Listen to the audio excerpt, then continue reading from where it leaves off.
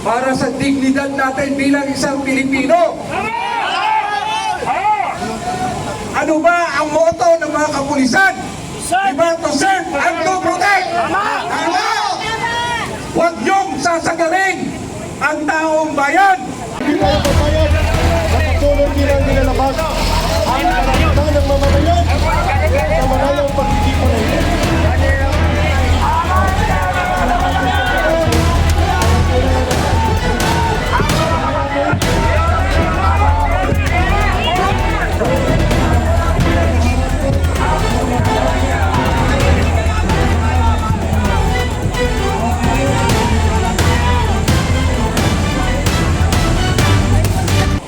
Ay talagang ginigipit sa loob, tayo pa kaya ngayon na ordinaryong mamamayan?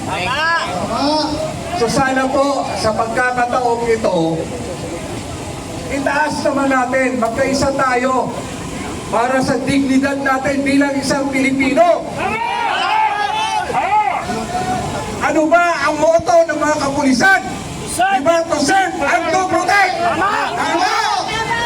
Huwag niyong sasagarin ang taong bayan. Alalahanin niyo, dinanakawan na kami, ginagago niyo ba kami, at ngayon, gigipitin niyo ba kami? Huwag niyong hintayin mapuno ang salok. Matagal na kami nandito. Disiplinado kami rito, malinis ang kapaligiran, protektado, at kung ano meron kaming pagkain dito, sinishare namin sa inyong mga pulis. Walang utang na loob yan. Alam naman ninyo, alam nyo po, maraming bayaran na pulahan at nakaputi rin na nakatambay doon, hindi lang po makapasok dito. Kaya po, umapila tayo, lalo na yung ating mga taga-DDS, magbo-volunteer ako na magmamarsyal dito doon. Sasamahan namin kayo, pero uulitin ko, hindi kami papayag na merong mang-aapi pa sa mga taga rito. Ibahin natin! Kayong mga pulis, tulpanan nyo ang tungkulin nyo. To serve the people, to serve the NPA. Mas powerful ang taong bayan. Kay John Vic Rimoya. May karapatan kami na ipagtanggol ang aming demokrasya. Nasa konstitusyon yan. Kaya huwag na huwag nyo kaming gigipitin dito sa labas. At uulitin ko, isang pagkakataon ba pagsisisihan nyo ito?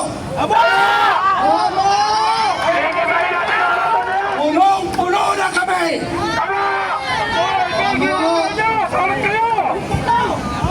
Huwag nyo kaming sagalin! Hindi na sila nagpapapasok! Ibahin na natin! Dahil may damdamin kami. Kami ay Pilipino na gumagalang sa gobyernong ito. Pero kung patuloy kaming babaguhin ang gobyernong ito, ipagtatanggol namin ang sarili namin.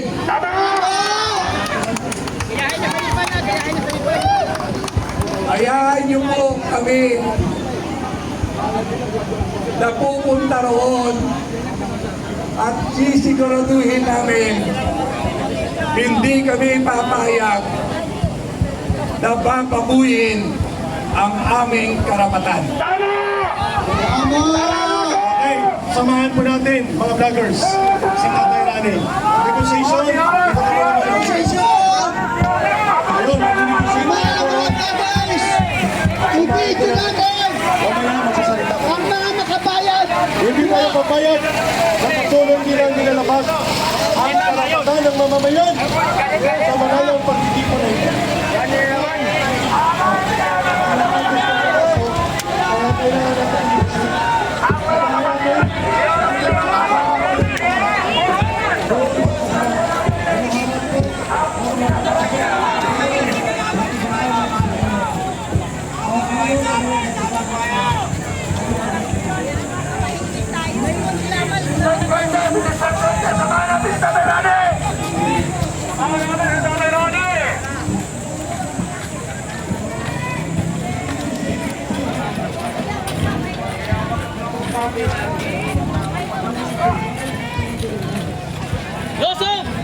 Lagi mo na lang yan.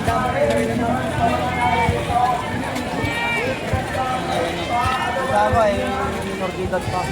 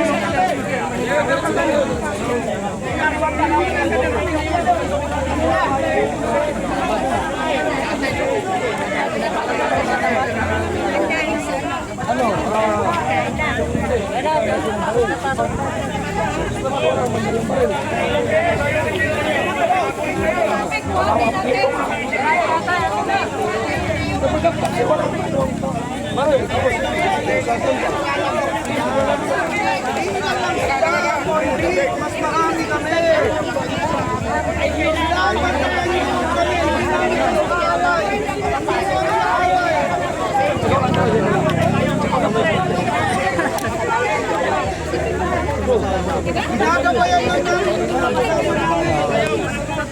Tatawagan ka lang ako.